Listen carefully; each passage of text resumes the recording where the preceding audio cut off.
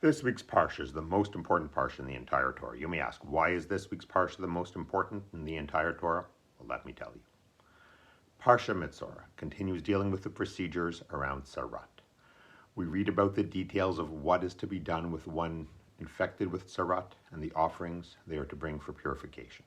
We see the specifics of the procedure that the Kohanim perform and a timeline for that purification. We read about what one stricken with Sarat does with their clothes and their possessions. And finally, we read about the contamination associated with discharge. But none of that is why this is the most important parsha in the Torah. The reason this is the most important parsha is because it teaches us about the importance of being in a holy environment.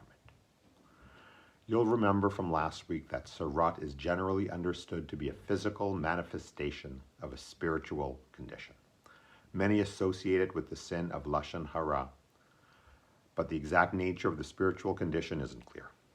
What does seem clear is that the physical manifestation of Sarat can infect objects, not only people. Specifically, we see that Sarat can infect buildings, a place. What does it mean for a building, a place, to get infected with Sarat?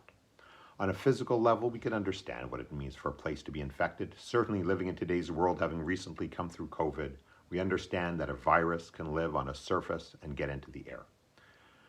But what do we do when a place becomes infected with Sarat? There are three remedies that the Torah in this week's parashah presents in an ascending order of severity.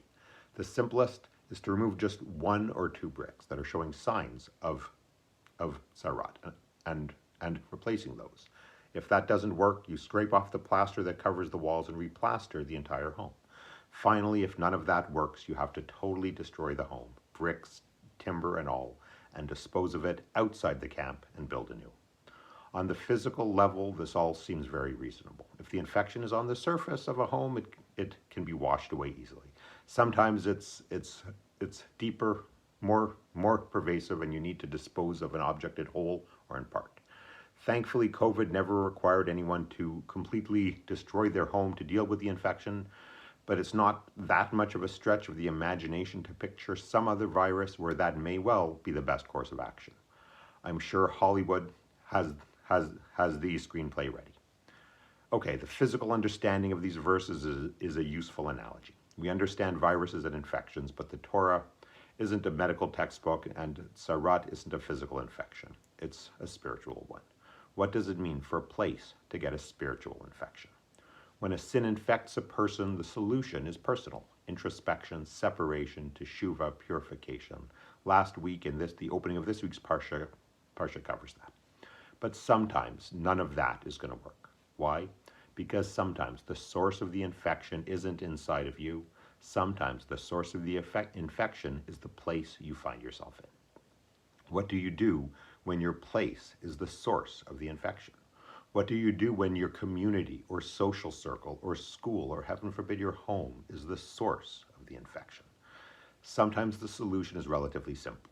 You can remove a brick here and there. Stop associating with that one toxic coworker. Stop hanging out with that one classmate or so-called friend.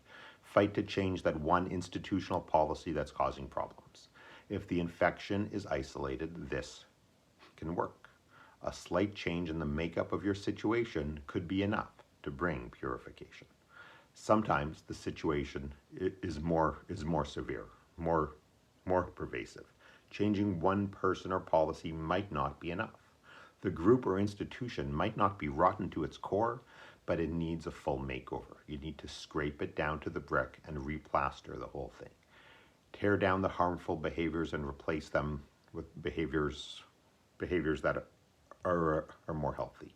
Change the toxic leader for a new one. Instill a new dynamic that creates an environment where holiness can exist. But sometimes, not even that is enough. Sometimes the infection is so deep, so ingrained in the place, that the only solution is to walk away. Completely separate yourself from it and start anew. Dump it outside the camp and move on. Knowing which of these courses of action is needed in a given situation is hard. When we're part of the group or institution that's become infected, it's hard to be objective and know what needs to be done. If you If you do too too little, the infection will come back. If you do too much, you've lost something that could have been saved.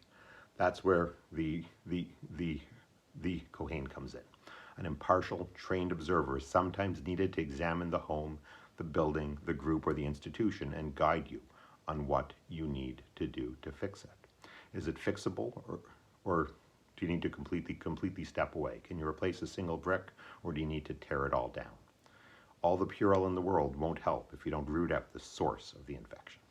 That's one reason why this is the most important parsha in the entire Torah. But the other reason is that the most important piece of Torah is whatever piece of Torah you have in front of you right now. Shabbat Shalom and Am Yisroel Chai.